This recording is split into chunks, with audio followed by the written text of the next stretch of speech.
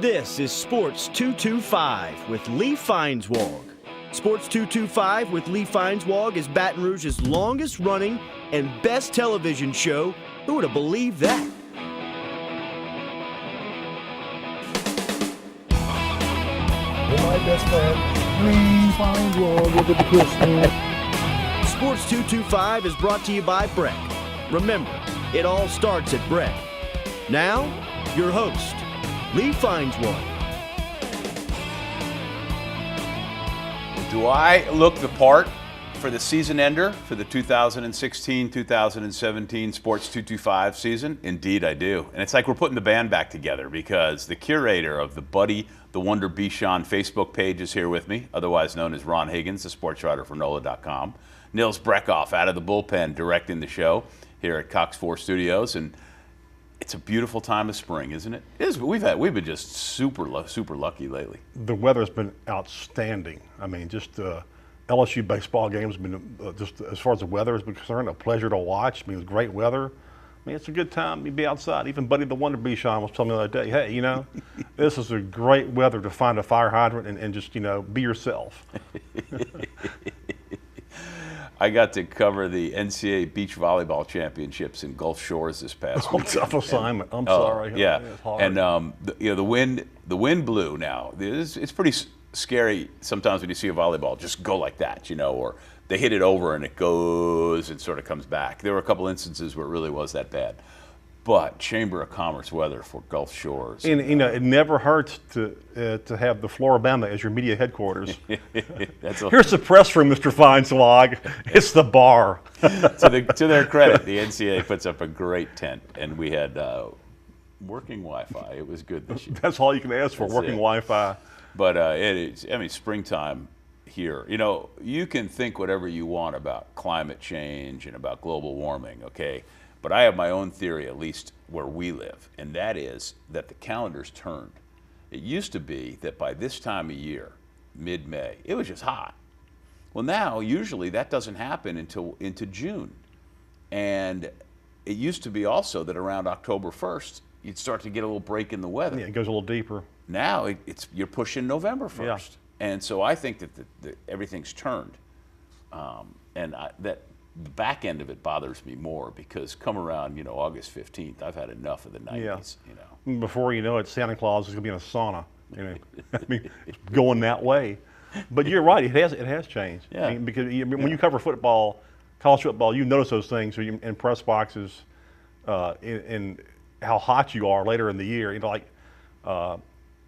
which is sometimes not bad. Now, if you're in a different part of the country, like when I used to work in Memphis, when it got into like late October or November, some of those games, Tennessee and Arkansas, got a little nippy, kind of, you know, for you know, for at least for somebody from Louisiana like me, you know, that's like LSU plays with Tennessee this football season in November.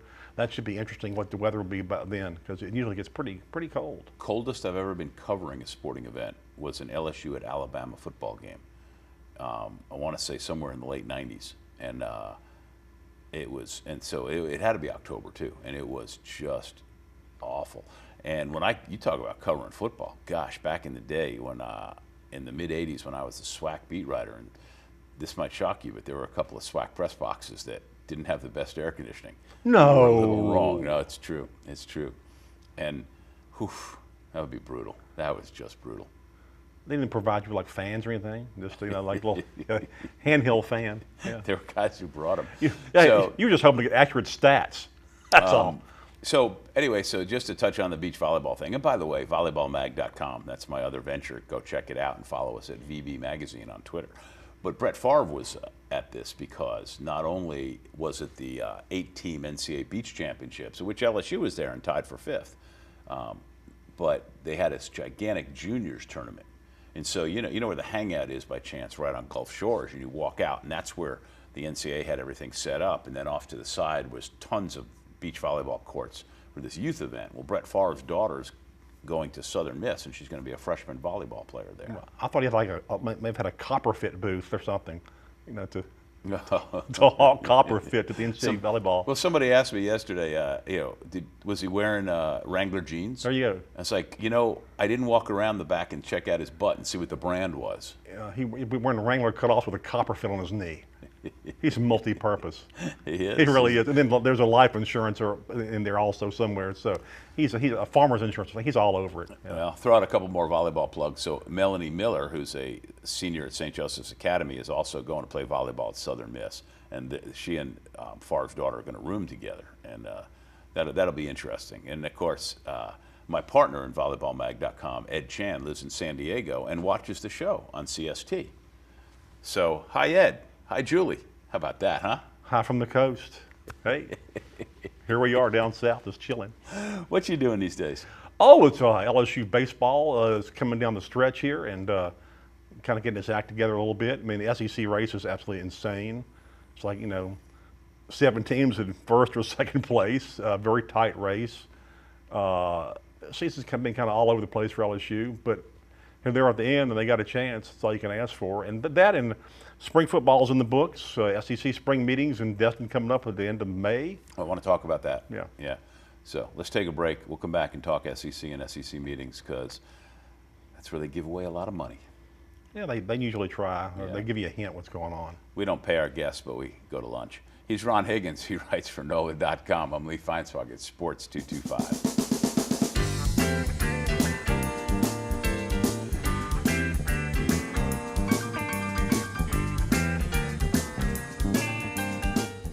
Hi, I'm Joe Martin, president of ITI Technical College.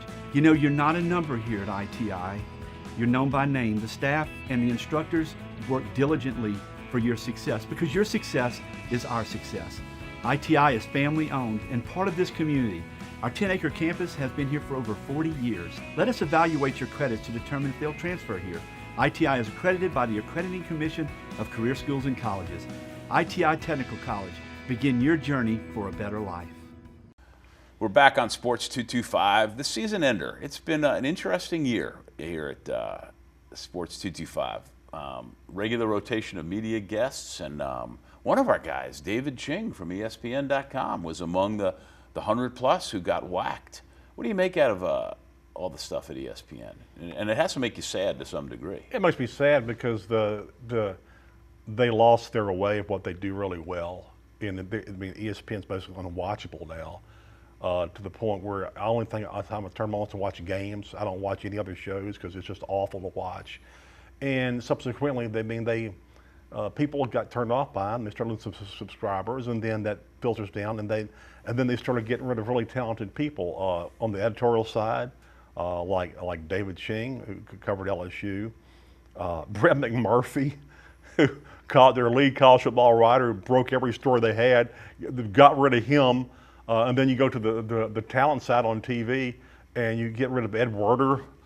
Well, the one that stunned me the most, because how much I love college basketball, and counted on Andy Katz. And Andy Katz. Andy Katz was the most connected, best guy. 2 years ago, he was picking brackets with President Obama. Yeah. Now he's unemployed.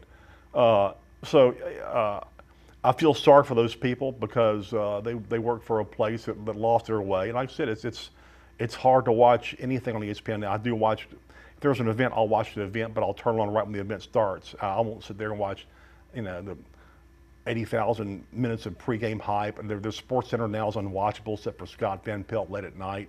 It's funny because you and I have not talked about this, but if you've watched the show before, I've used those exact same words that you said, basically unwatchable. Yeah, it's just a bunch of yapping and it's opinions from people who look like they're 15 years old. And they think they have opinions now. They work for ESPN, and they haven't been in business long enough to have opinions. And they're trying to convince you that they have opinions that are valid, and you don't believe them. But the way they convince you is just be louder. Be louder, yeah. And that's how you get on TV now. Be loud as possible. If you're screaming A. Smith, just scream as loud as you can at each other. Just screaming back and forth. Doesn't matter if Skip Bayless goes to another network, plug in another guy so you can scream at him. They can scream back and forth. And that's what it's come to now, and it's awful to watch. And the SEC network, some of it's watchable, some of it you want to skip, but there's some really good stuff on there. Anytime that Marcus Spears is on there, He's a former LSU player, football player. He's really good. Tebow is really good on there. Tebow is really. I mean, He just signed an extension. yeah, he just signed an extension. He does ESPN when he's not chasing baseball or whatever he's doing, and he's really good on there. And they've talent-wise, they've picked some really good people for the SEC network. My only complaint is that in basketball on the men's side, they have all players and no former coaches. It's all, you look at their men's side of SEC basketball in the SEC network, they've picked all their analysts in studio are former players, but there's no former coaches in there, none. And there's plenty out there, like John Brady's out there, he'd be really good for it. Bruce Pearl was working for ESPN until he went back into coaching. But you look at all the SEC network's men's basketball analysts. It's funny because on the women's side, SEC network basketball, it's all former coaches. And in men's side, it's all players. So I don't quite understand the dynamic there. I mean, who was available for what salary? But there's some former coaches out there. It'd be good to give a coaching perspective. But they went the other way. They lost me in a big way a couple of years ago. And Seth Greenberg, the former Virginia Tech coach, who's not bad in studio, there was a commentary about fans storming a court. And he was all for it and thought it was great. And he's obviously never covered a game where he's gotten trampled or been in a dangerous situation. No, I mean, I guess he did. That was a big. You're out of here. I guess he didn't know why the SEC put their rule in years ago when a young student in Georgia got trampled at Sanford Stadium from people rushing the field, and that's why the SEC put their rule in of no crowd storming the field will fine you. I'm not a big advocate of people storming it because. And not being selfish from a media standpoint where you're covering your computer so someone get crushed. But if you're a little 5'2" female college student, about 110 pounds, and you get caught in a crowd, you're going to get knocked down and you're going to get trampled. And that's why I understand why. Yeah. I'm with you on that. Yeah, if you're absolutely. a 6'2", 235-pound sports writer sitting courtside at a basketball game and you get run over, you're going to get trampled. And that's happened to me. I covered a Florida State football game one year when the year that Danny Ruffle, their senior year, he lost in Florida State, and then Florida came back in Sugar Bowl and beat them from national. But they're playing in Tallahassee, and I go down the field in the game. And I'm having a bad segment here, Ron. Two coughs and two big sneezes. So I'm going to try to dial in here. I'm going down. I'm in the game. I'm going down there, and I'm standing by the goalpost. And the game's over, and I swear, I thought 3/4 of the stadium emptied out from behind me. I'm like, holy moly. That was the game where I came back. I think I told you before, that was the game where I came back out when it was all over and to go to the other dressing room, and every piece of grass that was on the field that was colored was ripped up and gone. People had taken it. And the only thing that was left as I passed the 50-yard line was a pair of panties. And I thought, this is interesting. I just stopped and looked at it. This is really interesting. I just started, okay, yeah. And the guys kept walking. Sports writers just look at something, and people would be aghast. Sports writers kind of look at it and go, okay, you just keep walking. But yeah, I'm with you on the crowd stuff. It's really dangerous, especially in basketball. Football, you do have a little more room, but there's still more people. Basketball, it's pretty contained, and you can really get hurt. Well, I'll tell you, I've been in two very dangerous situations, in my opinion. One was a Southern basketball game at Jackson State. This is a long, long time ago, and then it's hard to believe it's so long ago that famous LSU-Florida upset at Tiger Stadium, I want to say 1997. I got a story for that. Yeah, and I was, well, let's tell those stories when we get back, because I remember I alluded to something going into the segment, never got there, and since all I did this segment was cough and sneeze, and I apologize for that. So hold that thought. Let's go. That's a Lee Feinswag springtime allergy segment. Thanks for joining us. Sponsored by... Stop it. We'll be back. Goodbye.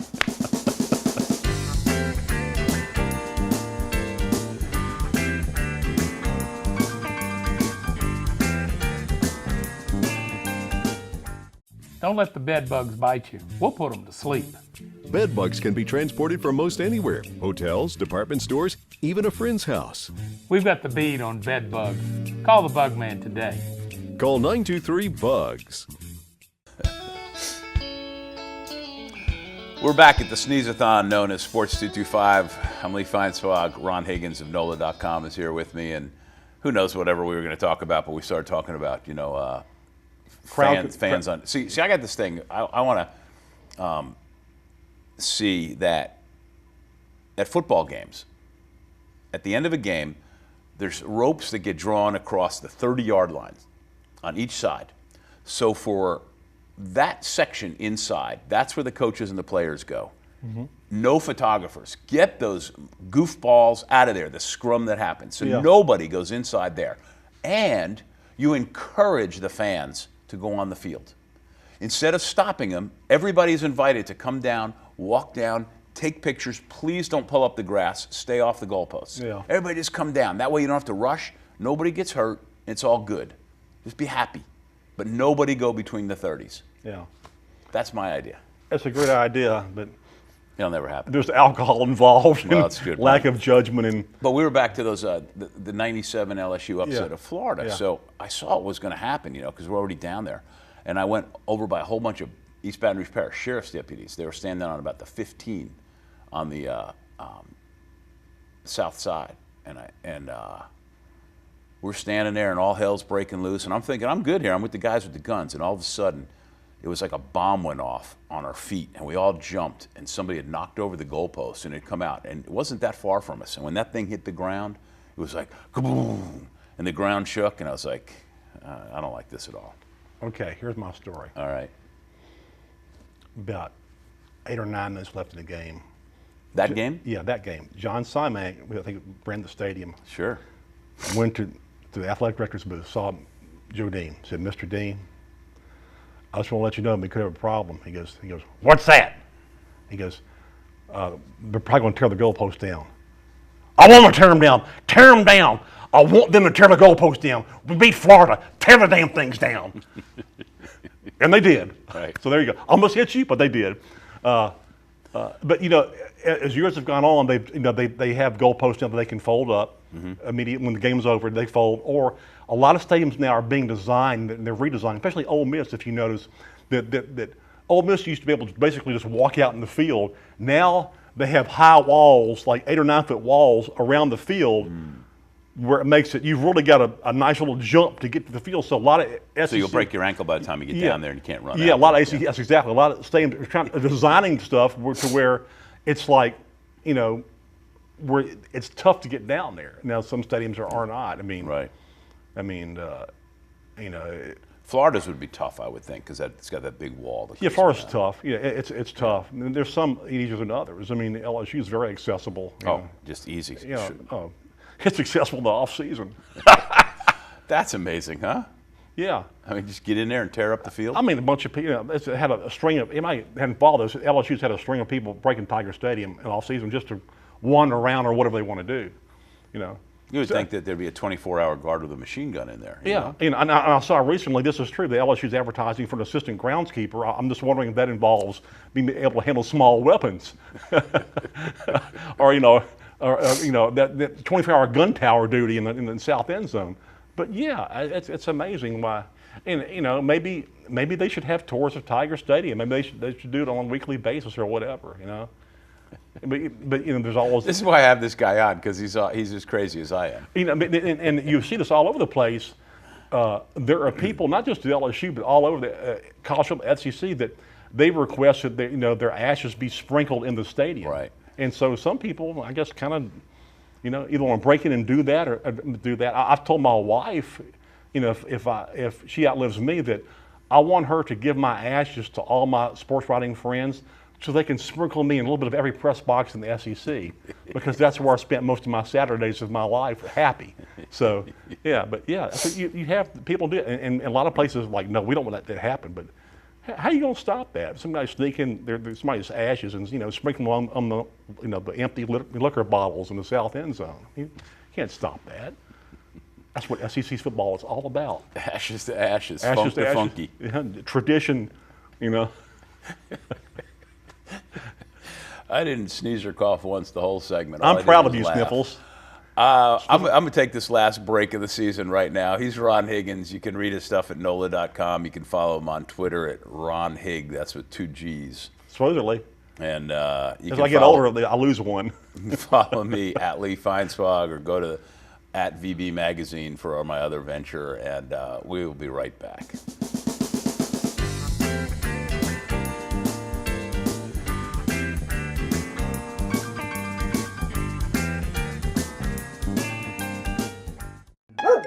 See that dog lover? About to unleash the terror hound on these friendly, unsuspecting canines? Well, I'm the human dislike button, and I see it too. Easy there, Cujo. Taking part in a dog socialization program at a shelter or pet store can help nip this problem in the bud. And no matter how well socialized your pet is, cleaning up the little rays of sunshine they leave in their merry wake is your responsibility. To learn more about me, go to breck.org/HDB. All right, we're not only coming down the home stretch of this show, but also the season. So, Wow, we're going to call it stretcher now? yeah, that's it. That's right. There you go. Bring it in. First off, you always can go to sports225.com to watch all the shows from the year. They're all there archived at Sports225 TV. You can also get the show listings for our Cox 4 airings and our CST airings. And like I said earlier, my partner Ed watched us in San Diego last week. Scary thought. Thanks to Eric Coleman, who is the big guy here at Cox 4 for all he does and all that they do at Cox 4.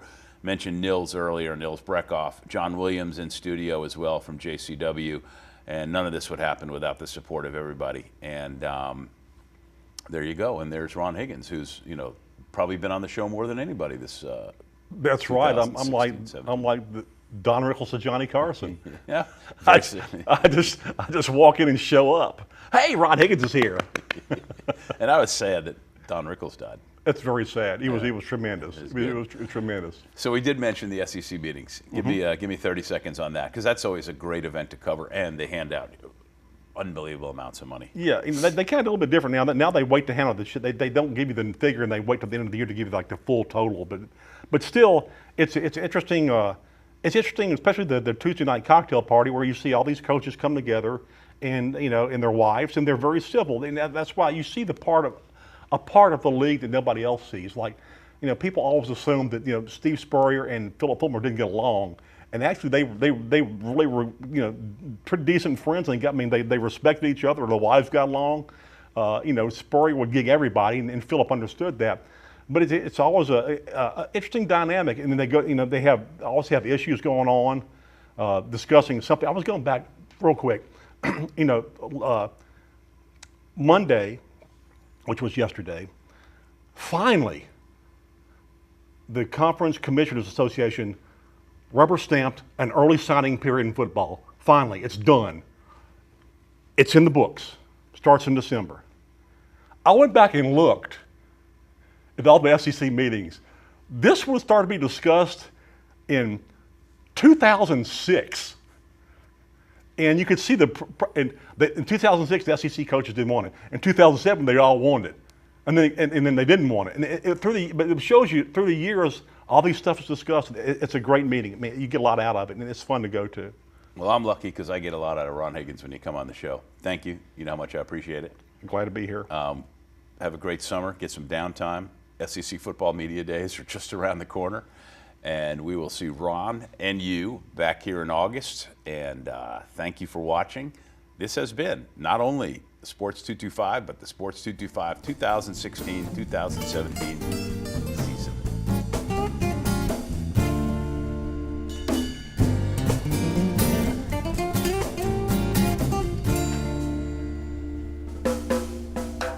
At carnival time by Baton Rouge Bay, that's the site of my story. At Spanish Town Mardi Gras, things can get blurry. See the mowers marching, prizes fill the sky. This Spanish Town Mardi Gras, may it never die.